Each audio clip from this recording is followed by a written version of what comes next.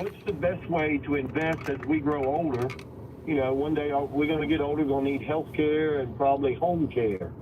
What is the best way to save and make it grow interest or compound interest? Yeah. Well, you sound like you're in a really strong position here. You've got plenty of cash, no debt, obviously a good bit of savings and a CD. What are your ages? 59 and 54. Okay. And do you have access to a retirement plan at work, either of you? Yes, sir. Yes, sir. Okay. We both do. All right. And are you participating in those? Yes, sir. We participate in those. Okay. So what percent of your income are you putting into those, right, each paycheck? We try to put 15% each week on both checks. All right. And is that in addition to the numbers you just rattled off with the savings and the CDs and the cash? Yes, sir. Okay. Yeah. So what do you have if you were to combine all of the assets in the 401k, what do you have today? I probably would say pretty close to 400,000. Okay. Got it. Yeah. And do you have a good feel for, what you should expect? Have you checked out your Social Security benefit? I have not checked out any Social Security benefit. Okay. Yeah, so I would look at that, and because you could go to myssa.gov and get a feel for, based on your work record, if it just continues to trend the way it has, what you would expect to get, both you and your wife, on each of your work records at full retirement age, which is probably 67 for you. And then if you wait until age 70, if you guys are going to continue to work, that long, and you delay it, you'd get a check about 25% higher, 25% higher than what your full retirement age benefit is projected to be at myssa.gov, which would lock in that, pretty considerably higher check for the rest of your life. So that would give you kind of one of the things you need to solve for, which will help you determine how much more you need to be able to generate in monthly income to cover your lifestyle. Most people live on about 70 to 80% of their pre-retirement income in retirement, because we're not saving for retirement. Remember, you're putting 15% away. That goes away. Maybe you don't eat out as much. You'd have less in fuel costs and work clothes, things like that. So you put all that together, most people live on about 70 to 80% of what they were spending on a monthly basis. So if you were to use that as a ballpark and say, okay, this is what we need on a monthly basis, and then you look at what Social Security is going to contribute to that, either at full retirement age or that higher amount if you wait till age 70, then the gap is what you're ultimately trying to solve for by way of your retirement savings.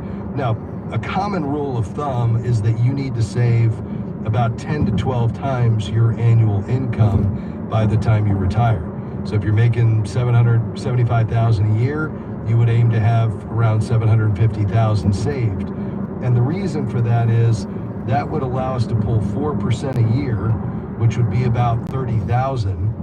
And when you add Social Security to it, and then you consider the fact that you'd live on maybe 80% of that, income you had, that should essentially give you enough on a monthly basis to cover your living expenses and never see that principal decline. Because if you only pull 4% a year and it's invested properly, fairly conservatively, but with some exposure to stocks, you should be able to essentially maintain that principal balance and pull that income every year, which would allow you to enjoy, living your current lifestyle, but essentially never run out of money. Does that make sense?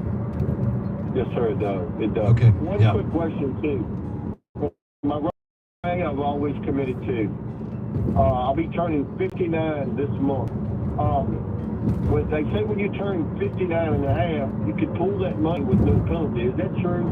It is. Yes, sir. So you could pull it out as long as it's been in there at least 5 years and you're 59 and a half, you can start to tap into that money tax-free. You already paid the tax on the amount you contributed, but the benefit is you can start pulling the growth out too.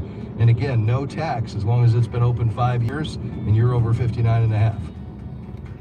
Okay. All right. I just wanted to make sure that was true. Okay. Yep. All right.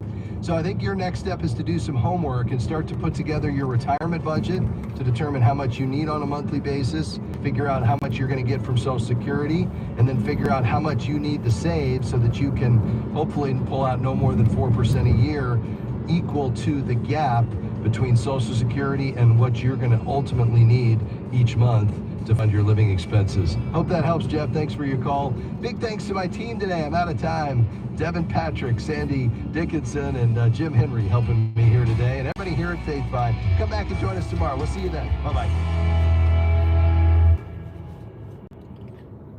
The views and opinions expressed in this broadcast may not necessarily reflect those of the American Family Association or American Family Radio.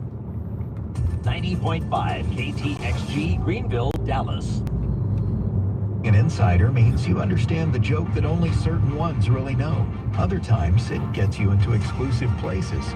As an AFA insider, you'll get information about issues and policies that can dramatically impact our families and our Christian rights. And you won't have to travel to D.C. or even dress up to get it. Find out more and sign up at afa.net/activism. This is American Family Radio, a listener-supported ministry of the American Family Association.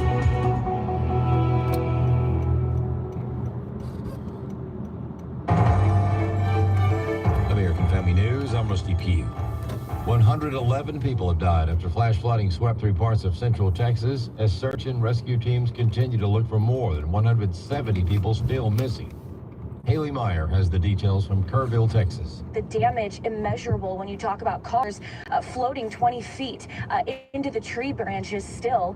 Cabins from local youth camps, a big staple of this region as well, getting swept away. And unfortunately, Camp Mystic losing multiple young girls and camp counselors to the floodwaters there. At this point, though, the flood came so fast and so early, and that was the biggest piece as to why this was so deadly. Multiple rain gauges in the area reported 20 inches of rainfall, but this area is so quick to drain all of that into the Guadalupe River, which is why it only took about 45 minutes to an hour for some of these spots to rise.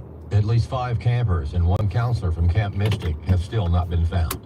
Democrats continued the heated rhetoric and threats against immigration enforcement officers Tuesday following